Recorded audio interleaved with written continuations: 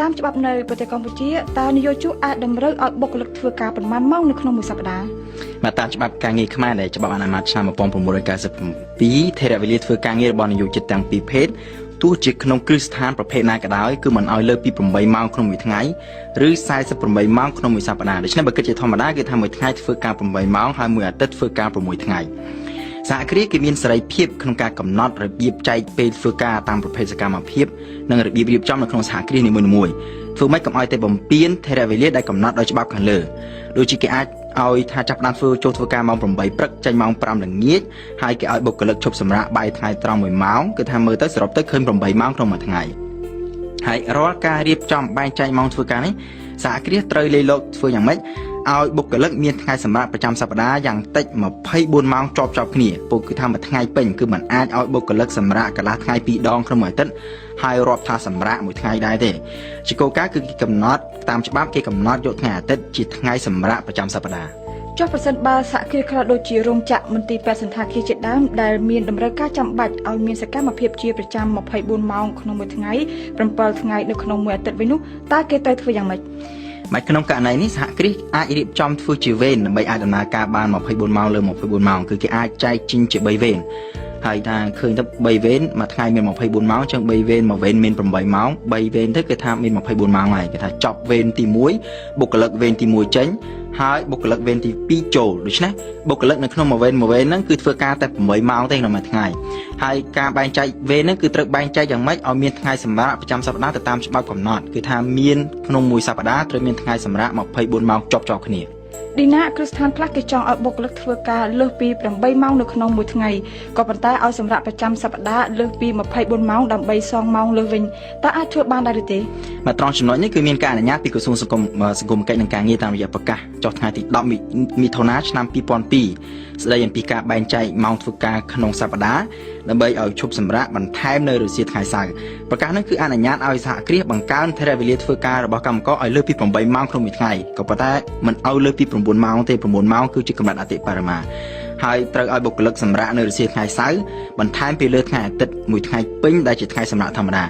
ក៏ប៉ុន្តែការបែងចែកម៉ោងធ្វើការបែបហ្នឹងនយោជកអាចធ្វើទៅបានគឺទាល់តែមានការឯកភាពពីសំណាក់សហជីពដំណើរនយោជិតនិងប្រតិភូបុគ្គលិកជាមុនសិនគឺមិនមែនបង្ខំបុគ្គលិកឲ្យទទួលឲ្យធ្វើការអញ្ចឹងបានទេបើសិនជានៅក្នុងសហគ្រាសនឹងមិនមានសហជីពនិងប្រតិភូបុគ្គលិកទេគឺត្រូវឲ្យមានការឯកភាពពីនយោជិតយ៉ាងតិចពាក់កណ្ដាលតាមរយៈការបោះឆ្នោតជាសង្ងាត់ទើបអាចធ្វើការបែងចែកការងារបែបហ្នឹងបានសំណួរមួយទៀតឌីណាតើនយោជកអាចតម្រូវឲ្យបុគ្គលិកធ្វើការថ្ងៃអាទិត្យដោយយកថ្ងៃផ្សេងជាថ្ងៃសម្រាប់ប្រចាំសប្តាហ៍បានដែរឬទេមកតាមច្បាប់ការងារខ្មែរកំណត់យកថ្ងៃអាទិត្យជាថ្ងៃសម្រាប់ប្រចាំសប្តាហ៍ជាគោលការណ៍ក៏ប៉ុន្តែការកំណត់ផ្សេងក្រៅពីនោះគឺទាល់តែមានករណីចាំបាច់ពីព្រោះថាជាគោលការណ៍គឺថ្ងៃអាទិត្យកាលណាមានគោលការណ៍គឺមានករណីលើកលែងក៏ប៉ុន្តែករណីលើកលែងមិនអាចធ្វើជាគោលការណ៍បានទេគេថាករណីថាបើសិនជាឲ្យបុគ្គលិកករណីពិសេសគឺករណីណាដែលថាឲ្យបុគ្គលិកសម្រាប់ថ្ងៃអាទិត្យទាំងអស់ទៅគឺអាចនាំមកខូចប្រយោជន៍ដល់សាធារណជនឬក៏ធ្វើឲ្យខូចដល់ដំណើរការជាធម្មតារបស់សហគ្រាសក្នុងករណីលើកលែងបែបហ្នឹងច្បាប់ការងារត្រង់មាត្រា148ចែងថាថ្ងៃសម្រាប់ប្រចាំសប្តាហ៍គឺគេត្រូវកំណត់ដូចតទៅខាងក្រោម3វិធីគឺទី1អាចឲ្យបុគ្គលិកទាំងអស់ឈប់សម្រាកនៅថ្ងៃណាមួយទៀតក្រៅពីថ្ងៃអាទិត្យឬទី2ឲ្យសម្រាកពីថ្ងៃត្រង់ថ្ងៃអាទិត្យរហូតដល់ថ្ងៃត្រង់ថ្ងៃច័ន្ទគ្រប់24ម៉ោងដូចគ្នាឬក៏ទី3សម្រាកផ្លាស់វេនគ្នាគ្រប់បុគ្គលិកទាំងអស់គឺថាចែកវេនគ្នាធ្វើការថ្ងៃអាទិត្យម្ដងម្នាក់ការរៀបចំថ្ងៃសម្រាកក្រៅពីថ្ងៃអាទិត្យទៅតាមវិធីណាមួយក៏ដោយក្នុងចំណោមវិធីទាំង3ខាងលើហ្នឹងច្បាប់កំណត់ថាចាំបាច់ត្រូវសុំការអនុញ្ញាតពីក្រសួងការងារជាមុនសិនលើកលែងតែចំពោះសហគ្រាសមួយចំនួនដែលច្បាប់ចែងអនុញ្ញាតរួចជាស្រេចទៅហើយនៅក្នុងមាត្រា149រួមមានដូចជាគ្រឹះស្ថានផលិតគ្រឿងបរិភោគសម្រាប់បរិភោគភ្លាមដូចជាសន្តាគារភោជនីយដ្ឋានហាងលក់ផ្កាធម្មជាតិមន្ទីរពេទ្យឬក៏កន្លែងសង្គ្រោះក្មេងកំព្រាឱសថស្ថានសហគ្រាសសារព័ត៌មានឃោសនាការទស្សនីយភាពសារមន្ទីរឬក៏ពិព័រណ៍សហគ្រាសដឹកជញ្ជូនមានច្រើនជាច្រើនផ្សេងទៀតដែលគេបានរៀបរាប់ឈ្មោះច្បាស់នៅក្នុងមាត្រា149នៃច្បាប់ការងារខ្មែរហ្នឹងតើនយោជកអាចឲ្យបុគ្គលិកធ្វើការបន្ថែមម៉ោងដែរឬទេបើបានតើត្រូវគិតប្រាក់ឈ្នួលយ៉ាងម៉េចច្បាប់ការងារអនុញ្ញាតឲ្យមានការងារបន្ថែមម៉ោងក៏ប៉ុន្តែបានតែក្នុងករណីដែលមានកិច្ចការប្រញាប់និងពិសេសខុសធម្មតាប៉ុណ្ណោះមិនមែនថាបុគ្គលិកនយោជកសហគ្រាសអាចបង្ខំឲ្យបុគ្គលិកធ្វើការបន្ថែមម៉ោងដើម្បីឲ្យបុគ្គលិកយកម៉ោងបន្ថែមមកបំពេញកិច្ចការជាអចិន្ត្រៃយ៍ធម្មតារបស់សហគ្រាសហ្នឹងគឺមិនបានទេតើតើមានករណីបញ្ញត្តិពិសេសហើយធ្វើការបន្ថែមម៉ោងហ្នឹងគឺត្រូវធ្វើដោយស្ម័គ្រចិត្ត គឺសហគ្រាសមិនអាចបង្ខិតបង្ខំនយោជិតកម្មករនឹងឲ្យធ្វើការបន្ថែមម៉ោងបានទេបុគ្គលិកដែលបដិសេធមិនធ្វើការបន្ថែមម៉ោងគឺមិនត្រូវទទួលទណ្ឌកម្មអ្វីទេហើយបើនិយាយពីប្រាក់ឈ្នួលច្បាប់ការងារត្រឹមមាត្រា139កំណត់ថាម៉ោងបន្ថែមត្រូវឲ្យប្រាក់ឈ្នួលតាមអត្រាដំឡើង 50% មានន័យថាបើសិនជាម៉ោងធម្មតាឲ្យប្រាក់ឈ្នួល1ម៉ោង 2000 រៀលម៉ោងបន្ថែមគឺត្រូវឲ្យ 3000 រៀលហើយបើសិនជាការងារបន្ថែមមកនោះគឺត្រូវធ្វើនៅថ្ងៃជប់សម្រាប់ប្រចាំសប្តាហ៍ឬធ្វើនៅពេលយប់គឺគេប្រាក់ឈ្នួលនោះត្រូវគិតលើសពីប្រាក់ឈ្នួលធម្មតាគុណ1ទ្វេជា2 ឌីណាក្រោយពីឈប់សម្រាកប្រចាំសប្តាហ៍និងថ្ងៃបុណ្យជាតិតែនៅក្នុងមួយឆ្នាំបុគ្គលិកមានសិទ្ធិឈប់សម្រាកប្រមាណថ្ងៃដែលមានប្រាក់ឈ្នួល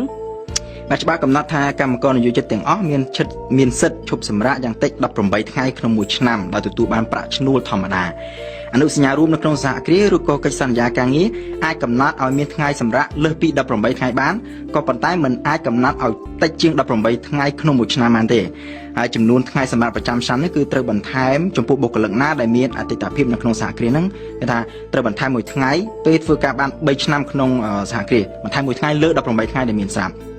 ហើយចង់បញ្ជាក់ថា18ថ្ងៃហ្នឹងគឺរាប់ជាថ្ងៃធ្វើការធម្មតាការឈប់សម្រាកប្រចាំឆ្នាំ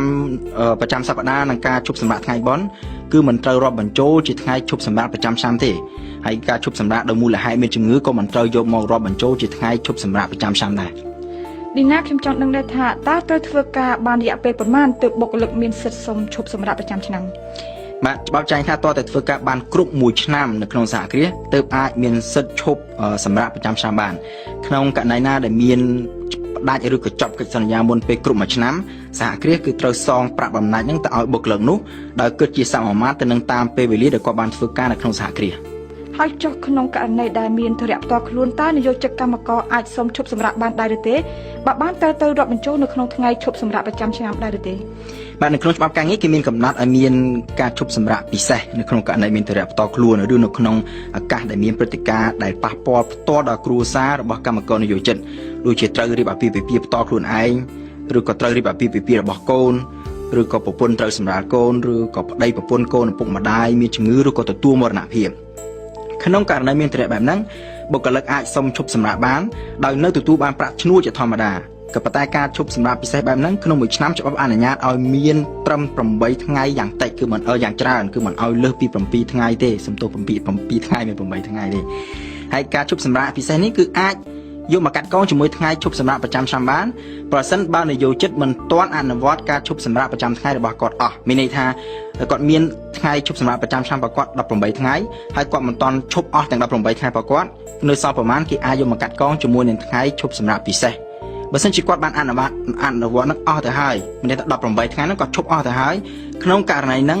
នយោជកមិនអាចធ្វើការកាត់កងថ្ងៃឈប់សម្រាកពិសេសហ្នឹងពីការឈប់សម្រាកប្រចាំឆ្នាំនៅឆ្នាំក្រោយៗទៀតបានទេហើយជាចុងក្រោយចង់បញ្ជាក់ថានយោជិតជាស្ត្រីដែលត្រូវសម្រាលកូនគឺគាត់មានសិទ្ធិឈប់សម្រាកចំនួន90ថ្ងៃហើយបើសិនជាគាត់បានធ្វើការក្នុងសហគ្រាសហ្នឹងរយៈពេលគ្រប់1ឆ្នាំពេញហើយគាត់ពេលដែលគាត់ឈប់សម្រាកដើម្បីសម្រាលកូន90ថ្ងៃហ្នឹងគឺគាត់មានសិទ្ធិទទួលប្រាក់ឈ្នួលពាក់កណ្ដាលពីប្រាក់ឈ្នួលគាត់ធម្មតាបើសិនជាគាត់ធ្វើការមិនទាន់គ្រប់1ឆ្នាំទេគាត់នៅតែមានសិទ្ធិឈប់90ថ្ងៃដដែលក៏ប៉ុន្តែគាត់មិនមានសិទ្ធិទទួលប្រាក់ឈ្នួលពាក់កណ្ដាលហ្នឹងទេគ្រាន់តែថាគាត់អាចឈប់ទៅមិនត្រូវបុកសហគ្រាសមិនត្រូវបញ្ឈប់ការងារគាត់ទេនៅពេលណាដែលគាត់ផុតកំណត់ឈប់90ថ្ងៃហ្នឹងគាត់ត្រូវមានសិទ្ធិត្រឡប់ចូលមកធ្វើការនៅក្នុងសហគ្រាស